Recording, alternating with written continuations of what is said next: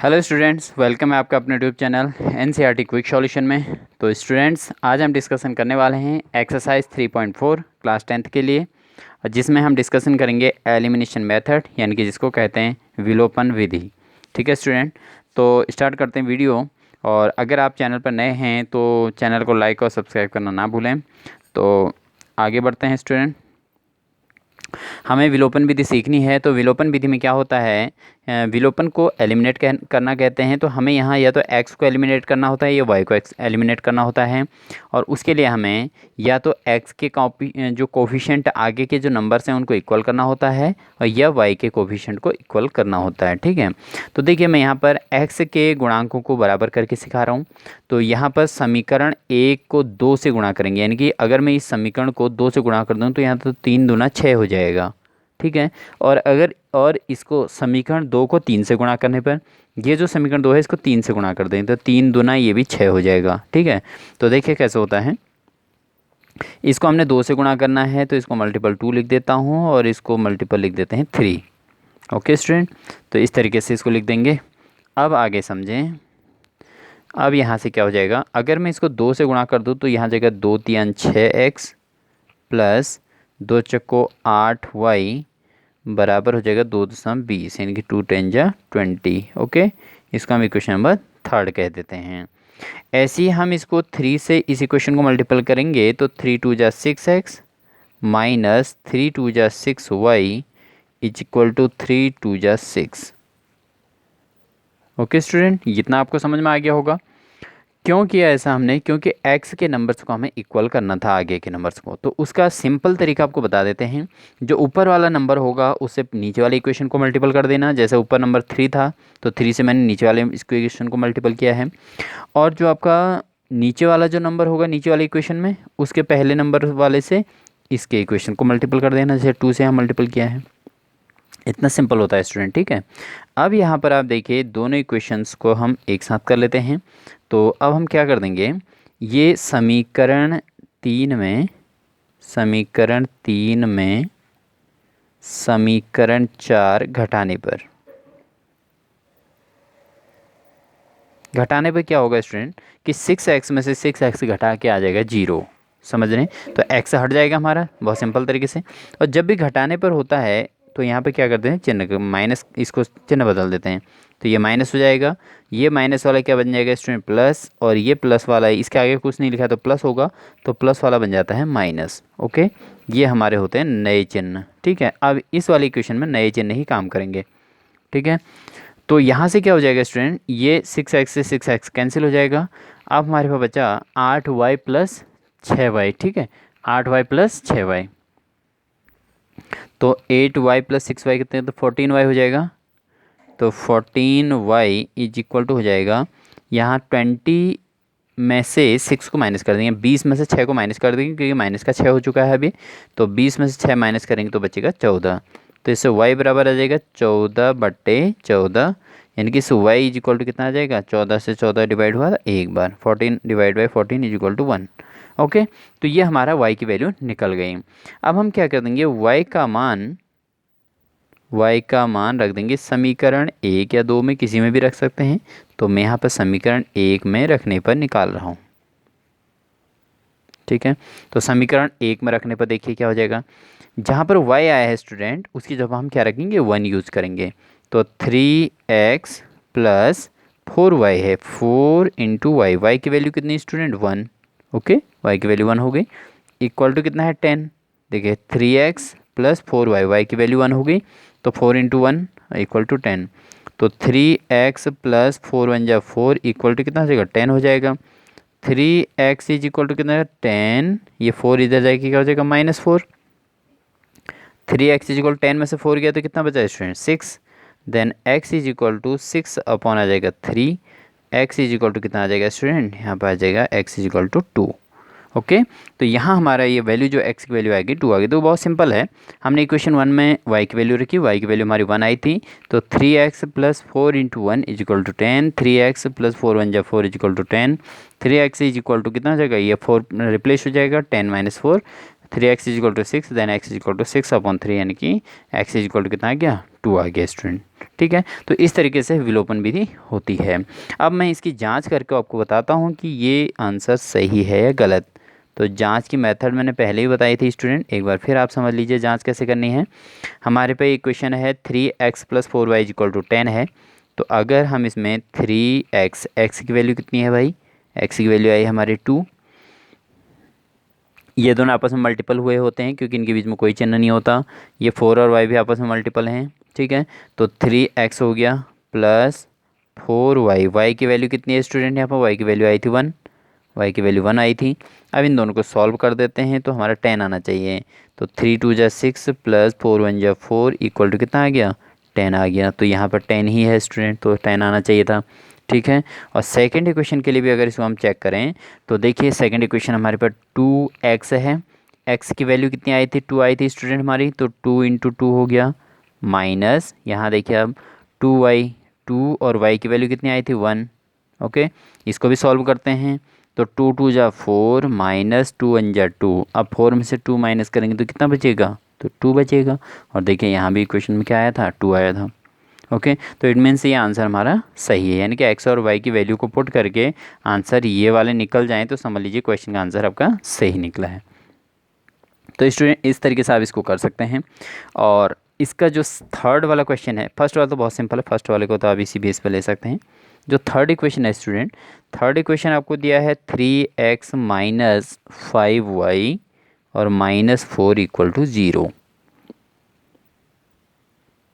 ठीक है, अगर हम इसको सही चेंज करके लिखें तो 3x - 5y इक्वल टू, ये 4 अगर राइट हैंड साइड चले जाएगा क्योंकि माइनस का 4 है, दाएं तरफ जाएगा तो प्लस का 4 हो जाएगा।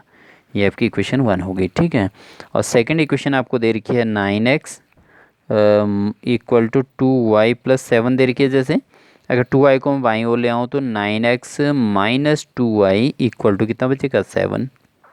पक्षांतर के नियम आपके वही चलेंगे, जहाँ स्थान चेंज होता है तो चिन्ह बदल जाते हैं। तो 2y जब बाईं ओर आएगा तो माइनस का 2y हो जाएगा और इक्वल टू क्या आगे क्या बचेगा, 7 बचेगा। अब आप देख सकते हैं यहाँ पे एक इक्वेशन, दूसरी इक्वेशन 3x - 5y = 4 और 3x - 2y = 7। अब आप इसमें क्या कर सकते हैं, देखो ये देखिए, ये आपके पास 3x है, ये कितना है 9x है। अगर आप इसको इक्वल करना चाहें तो हमें क्या चाहिए, इस 3x को हम 3 से मल्टीपल कर देते हैं। तो 3 3 जा कितना हो जाएगा, 9 हो जाएगा, ये 9x हो जाएगा। इसको कुछ करने की ज़रूरत ही नहीं है। ठीक है, अगर आप इसको करना ही चाहें तो 1 से करेंगे, समझ रहे हैं, अगर चाहें तो 1 से कर लो, नहीं तो ऐसे ही लिख दो क्यों 1 से मल्टीपल कर, तो रहना तो यही है इसने। लेकिन आप देखिए अगर हम इसको 3 से मल्टीपल कर देते हैं तो 3 3 जा 9x, 3 5 जा 15y और 3 4 जा 12। तो 9x और 9x वाले फिर कैंसिल हो सकते हैं। ठीक है स्टूडेंट, तो इसको आप सेकंड वाले को खुद करेंगे। बात आती है थर्ड क्वेश्चन की। तो थर्ड वाले के लिए आप समझिए इसको कि क्या करना होगा। तो इसी का थर्ड वाला इक्वेशन करा रहा हूँ। इन्हीं क्वेश्चंस को स्टूडेंट आपने करना है, प्रतिस्थापन विधि से भी करना है। तो प्रतिस्थापन विधि भी आप इसमें यूज़ करेंगे। तो ये आ गया हमारा x/2 plus 2y/3 equal to है -1। ठीक है, तो इसको पहले हमें बनाना पड़ेगा इक्वेशन को नॉर्मल फॉर्म में। तो क्या करेंगे, इससे यहाँ मल्टीपल कर दो तो 3 से x को मल्टीपल किया तो 3x प्लस इसे यहाँ मल्टीपल कर दो तो 2 2 जा कितना हो जाएगा 4y और फिर हर से हर को मल्टीपल कर दो तो 3 2 जा 6 इक्वल टू क्या हो गया -1। ठीक है, हमको विलोपन विधि करनी है तो विलोपन विधि में बिल्कुल एक सीधी रेखा में होना चाहिए क्वेश्चन को ना। तो यहाँ पर 3x plus 4y equal to, इस 6 को यहाँ से हटाने के लिए यहाँ मल्टीपल करना पड़ता है। अपॉन वाला जब राइट हैंड साइड जाता है तो मल्टीपल हो जाता है, तो 6 1 जा 6। तो ये बन जाती है हमारी इक्वेशन नंबर 1। ओके, तो इक्वेशन नंबर 1 तैयार होती है स्टूडेंट। ऐसे ही ले लेते हैं इक्वेशन सेकंड। तो सेकंड इक्वेशन देता है ये x - y/3 इक्वल टू 3। ये सेकंड इक्वेशन दे रखी है इन्होंने। अब इसमें मैंने आपको ट्रिक बताई थी, वैसे तो इसका एलसीएम मेथड हुआ, ट्रिक से मैंने बताया था कि जिसके अपॉन में कोई नंबर होता है उसको हटाने के लिए उससे अन्य को मल्टीपल कर दो। जैसे यहाँ 3, इसके अपॉन में 3 नहीं, इसके अपॉन में 3 नहीं है, इसके अपॉन में 3 है और इसके अपॉन में भी कुछ नहीं है। तो क्या करेंगे हम इसको कर देंगे स्टूडेंट, ये 3 से यहाँ भी मल्टीपल कर देंगे, 3 से यहाँ भी मल्टीपल कर देंगे। तो क्या हो जाएगा, 3 से x को मल्टीपल करेंगे तो 3x - y is equal to कितना हो जाएगा, यहाँ हो जाएगा 3 3 जा कितना हो जाएगा 9। ये हमारी इक्वेशन नंबर सेकंड हो गई। ओके, तो ये हमारी इक्वेशन सेकंड तैयार हो गई। तो फर्स्ट इक्वेशन हमारी 3x + 4y = -6। सेकंड इक्वेशन हो गई 3x - y = 9। अब आप यहाँ पर देख रहे होंगे, यहाँ पर भी 3x आया है, यहाँ पे भी 3x आया है। तो क्वेश्चन बहुत सिंपल हो गया अपने आप ही। सिंपल क्यों हुआ? क्योंकि दोनों के आगे के नंबर इक्वल हैं, तो सीधी सीधी सॉल्व हो जाएगा। तो क्या कर देंगे, समीकरण 1 में समीकरण 2 घटाने पर, ठीक है, समीकरण 1 में समीकरण 2 घटाने पर। देखो स्टूडेंट, घटाने पर क्यों लिखा है? क्योंकि ये 3x में से 3x को घटाएंगे तो 0 बनेगा ना, तो इसलिए घटाने पर आ जाएगा यहाँ पे। ठीक है, चलिए अब इसकी प्रक्रिया शुरू करते हैं घटाने की। तो घटाने की प्रक्रिया करने के लिए हमें एक तो पहले इसको उतारना पड़ता है। 3x + 4y = -6, ये हो गया। दूसरा आ गया 3x - y = 9। ओके, ये फर्स्ट और ये हो गया हमारा सेकेंड। तो ये घटाने पे ये माइनस, ये प्लस और ये क्या हो जाएगा माइनस है, क्योंकि घटाने का मतलब होता है चिन्ह बदलना। ठीक है, अगर मैं इसको प्लस वाली को अगर माइनस करूँ तो माइनस प्लस माइनस हो जाता है। ये माइनस वाला है और इसको फिर माइनस करेंगे तो प्लस बन जाएगा, और यहाँ ये प्लस वाला है तो इसको क्या बन जाएगा, माइनस बन जाएगा। तो आप सिंपल सा इसका ट्रिक समझिए कि चिन्ह बदल देने होते हैं, ठीक है, जब घटाने की ज़रूरत पड़े। तो अब देखो 3x में से 3x से घटा के 0 हो गया, यानी कि इसकी जगह पर क्या आ गया, टोटल 0 हो गया। अब यहाँ देखिए 4y आपका प्लस और 1y और प्लस कितना बन जाएगा, प्लस का 5y हो जाएगा, इक्वल टू 9 भी माइनस 6 भी माइनस, तो 9 और 6 15 माइनस का हो जाएगा। देन y इक्वल टू कितना हो जाएगा, -15/5। तो y इक्वल टू 5 की टेबल 15 कितनी बार, 3 बार, 5 3 जा 15। ओके, तो y इक्वल टू -3 हो गया। ठीक है, अब क्या कर देंगे, y का मान समीकरण 1 में रख दो। 1 में, 2 में, किसी में भी रख दो, लेकिन आपको 1 में रखने की हैबिट बनाओ, क्योंकि आपको क्वेश्चन की मेथड सीखनी होती है। तो उसके बाद फिर जब धीरे धीरे आपको आने लग जाएंगे, फिर आप किसी भी इक्वेशन में करके इसको आसानी से सॉल्व कर सकते हैं। अब हम y की वैल्यू किस में रख देंगे, इक्वेशन 1 में रख देंगे, तो हमारा हो जाएगा 3x + 4। अब देखो 4 के साथ क्या है, y आया है, तो इस y की जगह हम क्या रख देंगे, -3। तो इसकी जगह रख देंगे माइनस, और ब्रैकेट बनाना कंपल्सरी होता है स्टूडेंट। ठीक है, ब्रैकेट बनाएंगे तो आपका सॉल्यूशन में मिस्टेक नहीं आएगी, क्योंकि चिन्हों की गलती नहीं होती है।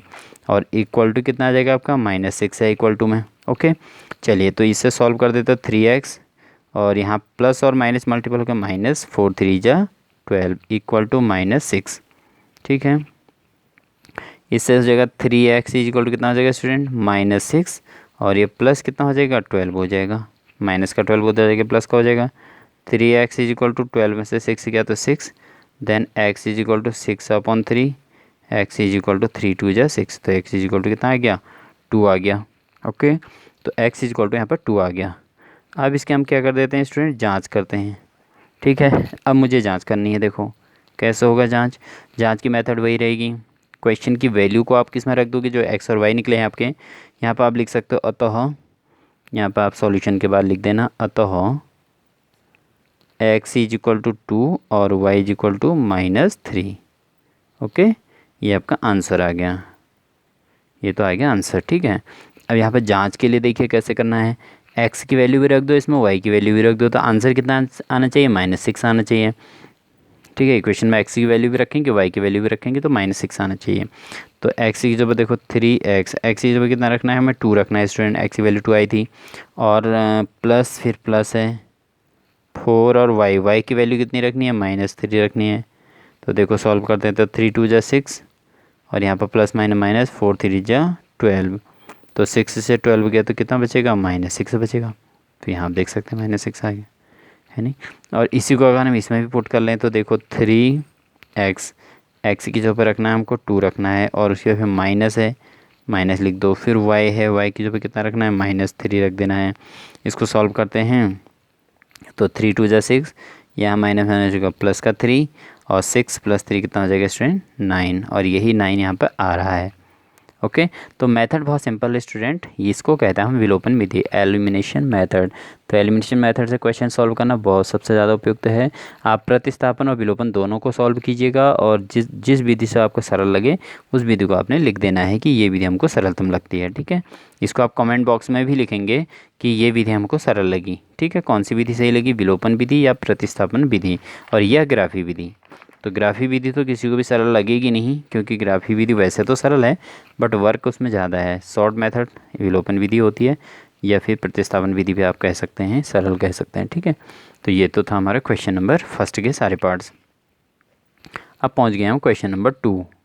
ओके, क्वेश्चन नंबर 2 में हमें इक्वेशन खुद ही बनानी है और उसको विलोपन विधि से हल करना है।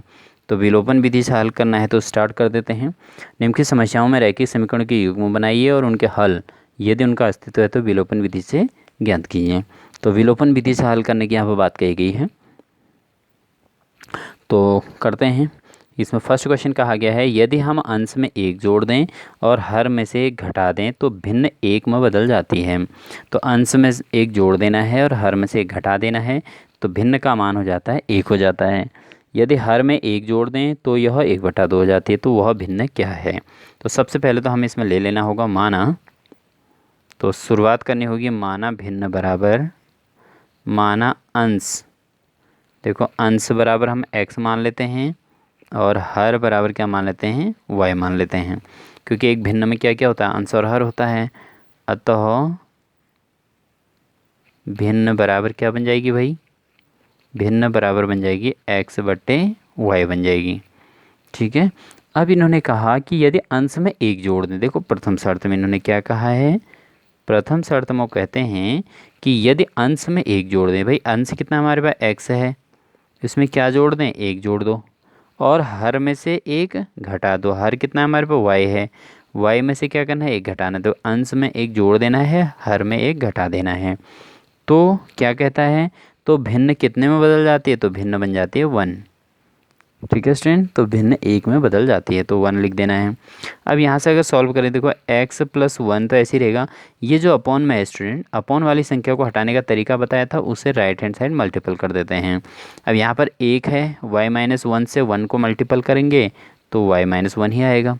अगर माना यहाँ पर 5 होता तो 5y-5 बन जाता है ये। ठीक है, मल्टीपल करके। यहाँ 2 होता तो 2y-2 बन जाता। ठीक है, अब यहाँ पर 1 है तो इससे इसको मल्टीपल करेंगे तो भाई 1 से किसी को भी मल्टीपल करो तो उतना ही तो आता है, तो ये आ रहा है। अब इससे क्या हो जाएगा, x ये y लेफ्ट साइड आ गया -y इज इक्वल टू -1, -1 तो है ही, और ये प्लस का 1 इधर जाएगी, क्या बन जाएगा -1। देखो दोबारा समझिए, x ऐसे ही रहा, y को लेफ्ट साइड लाएंगे, क्योंकि आपने देखा होगा कोई भी इक्वेशन है उसमें x और y वाले बाईं ओर हो रहे हैं, दाईं ओर बिना x y वाला रहता है। तो x - y is equal to -1, और ये 1 इधर जाके माइनस का 1 हो जाएगा। तो x - y is equal to कितना हो गया स्टूडेंट, -2 हो जाएगा, क्योंकि -1 और -1 -2 हो गया।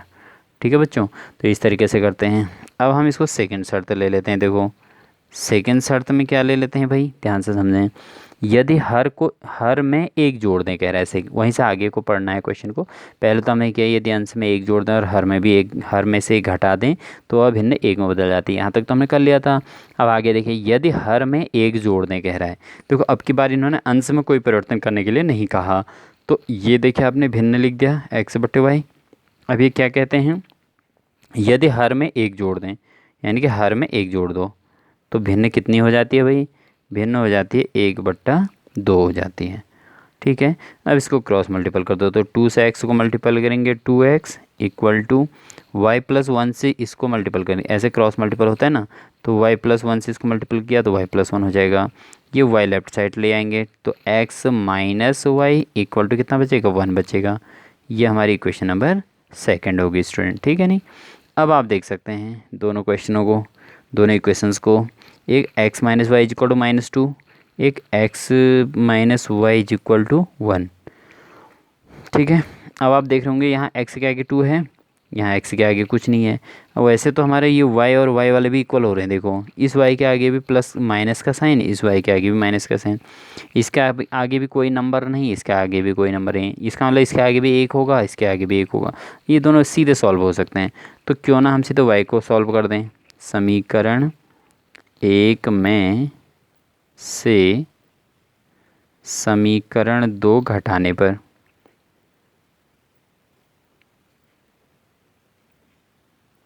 समीकरण 1 में से समीकरण 2 को घटाने पर तो क्या आ जाएगा, देखो x minus Y is equal to -2, ये तो आपकी इक्वेशन 1 थी।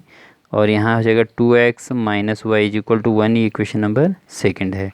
ठीक है, अब हमें इन दोनों को घटाना है। देखो ये आपका y, ये क्या हो जाएगा, माइनस हो जाएगा, ये माइनस वाला है तो क्या बन जाएगा, प्लस बन जाएगा। ठीक है, यहाँ कुछ नहीं था, ये प्लस माना जाता है, जिसका कुछ नहीं होता प्लस होता है। और इसका क्या बन गया, माइनस। और ये 1 क्या हो जाएगा स्टूडेंट, ये प्लस का 1 है तो ये भी माइनस का हो जाएगा। तो आप देखेंगे y से y कैंसिल हो जाएगा, क्योंकि ये माइनस वाई और ये प्लस वाई। भाई y में से y गया तो 0 ही तो हो जाएगा। और यहाँ x में से 2x को माइनस करना पड़ेगा, तो x माइनस 2x, आप समझ रहे होंगे, x माइनस 2x बचा इधर हमारे पास। और इधर क्या बचा हमारे पास, -2 और -1। तो x में से 2x गया तो -x बच गया, क्योंकि जब छोटे में से बड़े को घटाते हैं तो आंसर तो जैसे 2x में से 1x गया तो केवल x बचेगा, लेकिन कौन सा चिन्ह आएगा, माइनस का, क्योंकि माइनस क्या है, बड़ी संख्या क्या है, माइनस है। यहाँ -2 और -1 कितना हो जाएगा, -3। तो माइनस माइनस कैंसिल, तो x बराबर कितना आ जाएगा स्टूडेंट, तो x बराबर आ जाएगा 3। ओके, तो x का मान 3 आ गया। अब क्या करेंगे बच्चों, देखो अब x का, जब आप देखो अगर y वालों को काटते हैं ना यहाँ, तो x निकलता है, और अगर x वालों को काटते तो क्या निकलता, y निकलता। जैसे हमने पहले क्वेश्चन में x वालों को काटा है, देखो ये देखिए यहाँ हमने x वालों को हटाया, रिमूव किया है, तो y का मान निकल गया पहले। ठीक है, तो किसका मान पहले निकल रहा है उससे मतलब नहीं होता, लेकिन मान सही निकलने चाहिए। ठीक है बच्चों, तो इस तरीके से आप इसको कर सकते हैं। अब आगे बढ़ते हैं क्वेश्चन पे, यहीं पे आगे बढ़ते हैं। देखो ये हो गया था हमारा, आप स्क्रीनशॉट भी लेते रहना जब भी मौका मिले बीच में। ठीक है, ये हो गया, तो x इक्वल टू 3 आ गया। अब क्या कर देंगे हम, अब x का मान किस में रख देंगे, समीकरण 1 में रखने पर, समीकरण 1 में रखने पर। ठीक है, समीकरण 1 में रख देते, तो x का मान यहाँ पर समीकरण 1 में रखना है। तो x की जगह पर कितना रखना है भाई, x की जगह पर 3 रखेंगे, क्योंकि x का मान 3 निकला है। देखो x का मान 3 निकला है, किसके ऊपर रख देंगे, यहाँ पर रख देंगे -y, और इक्वल टू के बाद कितना है स्टूडेंट, -2 है। ठीक है, तो इससे -y बराबर क्या हो जाएगा, -2। ये 3 जब इधर जाएगा तो क्या हो जाएगा, माइनस का हो जाएगा, प्लस का है ना भी, इसके आगे कोई चीज़ नहीं तो प्लस माना जाता है, ये मैं बार बार कह रहा हूँ आपसे। ठीक है, माइनस है तो ये हो गया -y, -2 और -3 कितना, -5, तो माइनस माइनस कैंसिल, तो y बराबर कितना आ गया स्टूडेंट, 5 आ गया। तो y का मान आपका 5 निकल गया। ठीक है, तो इससे बन गया हमारी अतः भिन्न बराबर क्या बन जाएगी स्टूडेंट, x/y था ना भिन्न, x/y जो हमने मानी थी बराबर 3/5, क्योंकि x का मान 3 और y का मान 5। ठीक है, ये निकला है, तो 3/5 इसका आंसर आ गया है। अब अगर इसकी भी जांच करनी है स्टूडेंट, तो जांच कैसे होती है, इसकी जांच करने का तरीका आपको बता देते हैं। अब इसने क्या कहा था, यदि हम अंश में 1 जोड़ दें और हर में 1 घटा दें तो भिन्न 1 में बदल जाए। तो अंश में 1 जोड़ दो और हर में क्या करना था, 1 घटाना था। तो देखो 3 और 1 कितना हो गया, 4, 5 में से 1 घट गया, कितना बचा, 4। तो 4 का भाग 4 में कितने बार जाएगा, तो 1 ही तो जाएगा। तो भिन्न 1 में बदल गई, नहीं बदल गई, तो आंसर 1 बन गया। दूसरी स्थिति में यदि हर में 1 जोड़ दें, देखो दूसरे राउंड में इन्होंने कहा कि हर में 1 जोड़ दो। अब हमारा अंश कितना आया है, 3 आया है, और हर कितना आया है, 5 आया है। 5 में 1 जोड़ देना है भाई, तो कितना बन गया, ये 3/, कितना बन गया, 5 और 1 6, 3 एकम 3, 3 दूना 6, तो भिन्न 1/2 में बदल जाती है। तो बन गया ना 1/2 सीधे, ये होता है। तो बच्चों इस तरीके से हम इसको कर सकते हैं बहुत आसानी से। ठीक है, तो आप लोग इसको समझ सकते हैं, इसके स्क्रीनशॉट ले सकते हैं बहुत अच्छे तरीके से।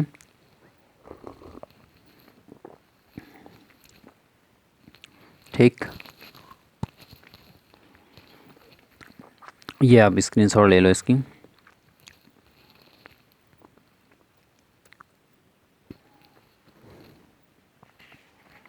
इससे पहले का क्वेश्चन,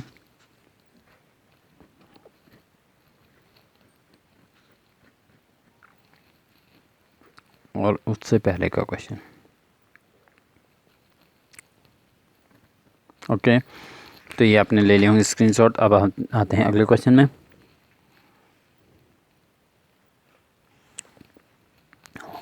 ये कहते हैं कि 5 वर्ष पूर्व नूरी की आयु सोनू की आयु की 3 गुनी थी,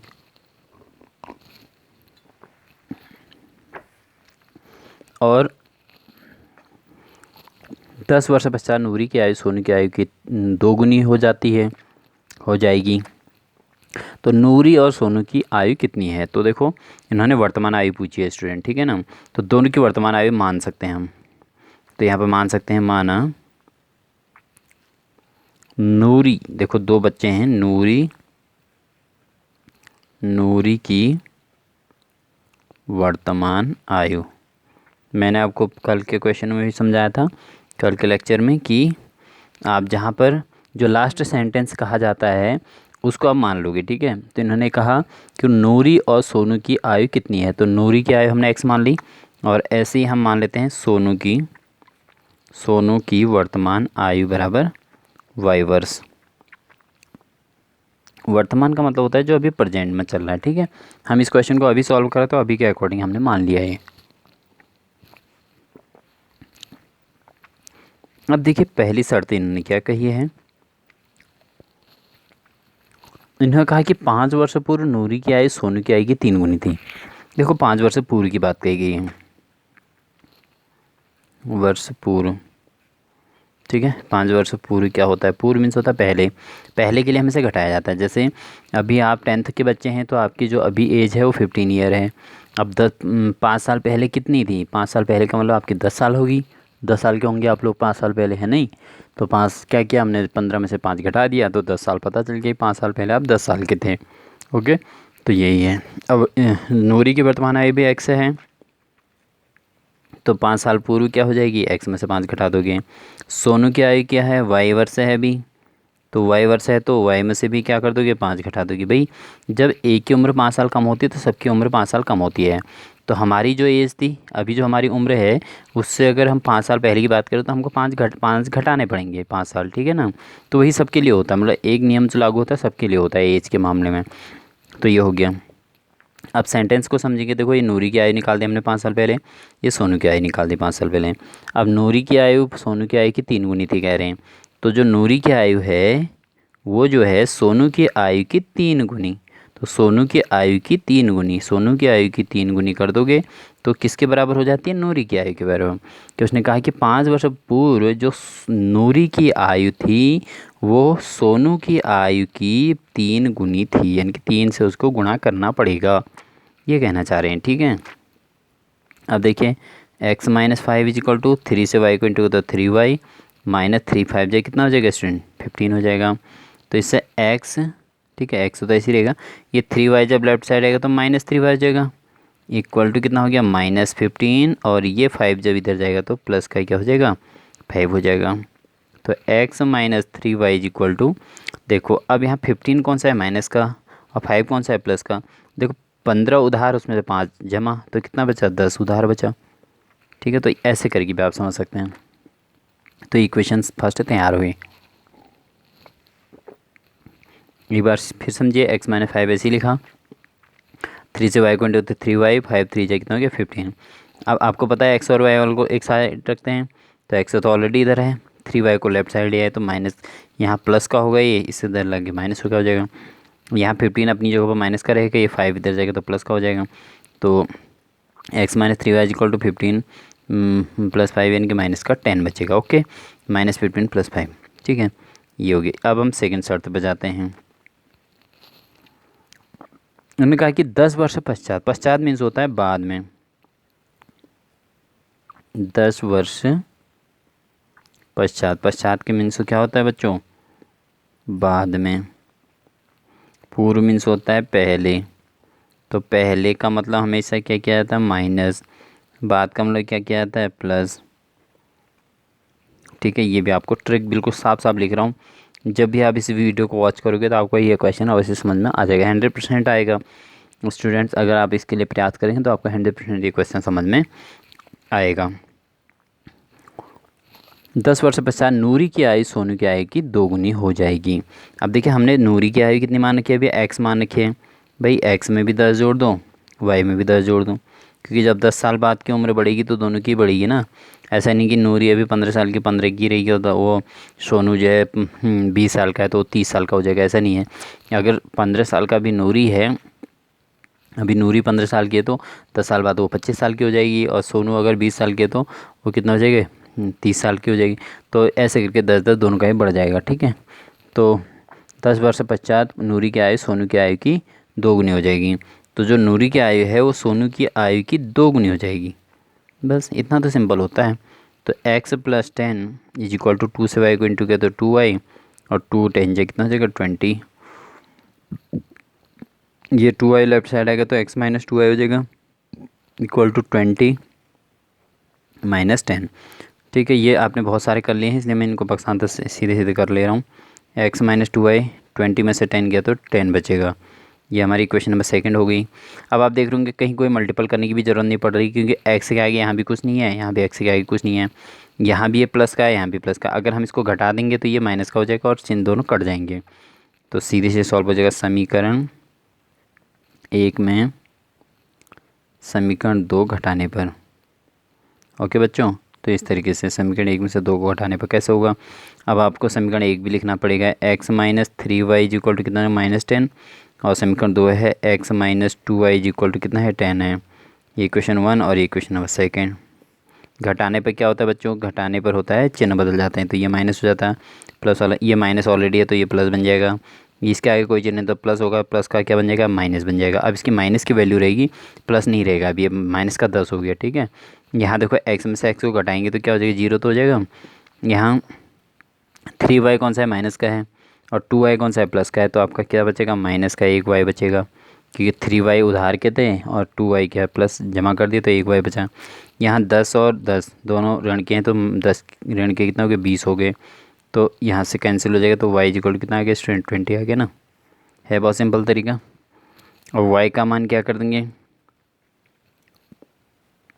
समीकरण y का मान किस में रख देंगे हम, समीकरण 1 में रखने पर, समीकरण 1 में रखने पर। तो बच्चों आप देख सकते हैं y का मान हम समीकरण 1 में रखते हैं तो x - 3y, तो 3 × y का मान कितना रख दिया हमने 20 रख दिया, क्योंकि y का मान 20 आया था। तो x - 3 × y तो 3 × 20। ओके, ये मैंने लिख दिया। बराबर कितना रखना हमको -10 देना है। तो x माइनस तो रहेगा 20 3 कितना हो गया 60, बराबर कितना है -10। तो x बराबर कितना हो जाएगा -10, तो पहले से ही बैठा हुआ है। ये 60 जब इधर चले जाएगा तो माइनस का 60 इधर जाए तो क्या बन जाएगा प्लस का 60 बन जाएगा। तो x को 60 में से 10 किया कितना बचा 50। ओके, तो ये हमारा x का मान 50 आ गया। अब हम इसे क्या कर देंगे, अतः फाइनली अतः नूरी की आयु बराबर कितने वर्ष की है भाई। नूरी को क्या माना था हमने, x वर्ष माना था ना नूरी की वर्तमान आयु। तो नूरी की वर्तमान आयु क्या है x की वैल्यू कितनी आई स्टूडेंट हमारी 50 आ गई। तो यानी कि नूरी जो है 50 वर्ष की है। और दूसरा है सोनू की आयु, सोनू की आयु, तो सोनू की आयु कितने साल की है भाई 20 वर्ष, क्योंकि हमारा y का मान 20 आया है। ये देखो, ठीक है। अब इनके जो इन्होंने शर्त दी थी उसके अकॉर्डिंग देखते हैं कि ये दोनों आंसर सही है। ये हमारा उत्तर आ गया भाई बच्चों, ठीक है। इसको आप नोट कर लो। पहले तो आप इसकी स्क्रीनशॉट ले लो, ये ले लीजिए इस तरीके से स्क्रीनशॉट ले लो। 2 स्क्रीनशॉट लेने पड़ेंगे आपको, एक फर्स्ट ले लो और फिर ये नीचे किसी से में ले लो, सेकंड स्क्रीनशॉट ले लो, ठीक है। तो इस तरीके से आप इनको कर सकते हैं। अब मैं इसकी जांच करके भी आपको दिखा देता हूँ। यहाँ पे देखो जांच में क्या कहा उसने, क्वेश्चन को समझते हैं। 5 वर्ष पूर्व नूरी की आयु सोनू की आयु की 3 गुनी थी। अब देखो नूरी की आयु कितनी है 50 है, 50 में से 5 घटा दो कितना बचेगा, ये 45 बचेगा। और सोनू की आयु कितनी है 20 है, 20 में से 5 घटा दो तो 20 में 5 घटा दो तो कितना होगा 15। अब देखो 15 का कितना गुना होता है 45, 15 को 3 से गुणा करोगे तभी तो 45 आएगा। 15 3 45 हो रहा है ना, तो 3 गुनी आयु की थी। अब से 10 वर्ष पश्चात कह रहा हो, अब से 10 वर्ष बाद इनकी आयु की 2 गुनी रह जाएगी। अब 10 अभी कितनी है 50 साल है, अभी 50 है तो 50 में 10 जोड़ दो। और इसकी कितनी है अभी 20 है, 20 में भी 10 जोड़ दो। तो देखो 50 और 10 कितना हो गया 60, ये 20 और 10 कितना हो गया 30 हो गया। अभी 30 का 2 गुना ही तो 60 होता है भाई। यहाँ भी कहा गया है कि अब से 10 वर्ष पश्चात नूरी की आयु सोनू की आयु की 2 गुनी हो जाएगी। तो इसकी 2 गुनी है, इसका 30 का 2 गुना करो तो 60 आएगा ना। तो ये नूरी की आयु है, ये सोनू की आयु है। ओके, तो इस तरीके से आप इसको जांच कर सकते हैं। बहुत सिंपल होते हैं क्वेश्चन, अगर आप अच्छे मेथड से करेंगे तो ये बहुत सिंपल मेथड होती है आपकी एलिमिनेशन मेथड, विलोपन विधि। तो स्टूडेंट्स उम्मीद है आपको ये वीडियो बहुत पसंद आई होगी, बहुत अच्छे से आपको विलोपन विधि समझ में आ गई होगी और कैसे एलिमिनेट करना है और कैसे हमें एक्स के गुणांकों को एक जैसा बनाना है। एक्स के आगे वालों को समान बनाने का तरीका या वाई के आगे वालों को कैसे बनाते हैं ये आपको पता चल गया होगा। तो अगर आपको ये समझ में आया तो बहुत अच्छे से, तो आप अपने साथियों को शेयर कीजिए और लाइक सब्सक्राइब ज़रूर कीजिएगा, अपने अधिक से अधिक दोस्तों तक पहुंचाइए। जब भी आप इस वीडियो को वॉच करें तो ज़रूर इसमें कमेंट बॉक्स में ज़रूर लिखें कि क्या कहते हैं, आपको प्रतिस्थापन विधि सरल लगी या विलोपन विधि, कौन सी विधि आपको सबसे परफेक्ट लगी, इसको आप कमेंट बॉक्स में ज़रूर लिखेंगे। जितने भी स्टूडेंट्स इसको वॉच करेंगे ये आपका भी कर्तव्य बनता है, क्योंकि आपसे ये प्रश्न में पूछा भी गया था फर्स्ट वाले प्रश्न में कि आपको प्रतिस्थापन और विलोपन विधि में कौन सी विधि सबसे अच्छी लगी है। आप उसको ज़रूर मुझे कमेंट बॉक्स में ज़रूर लिखेंगे। और यदि आपको कोई भी क्वेश्चन में अगर और अभी कोई प्रॉब्लम आती है आगे कोई सी एक्सरसाइज के अंतर्गत, तो ज़रूर आप उसको कमेंट बॉक्स में लिखेंगे कि इस क्वेश्चन को हमें कराइएगा, तो अवश्य आपको करा दिया जाएगा। ठीक है स्टूडेंट, तो आप सभी स्टूडेंट्स को ऑल द बेस्ट।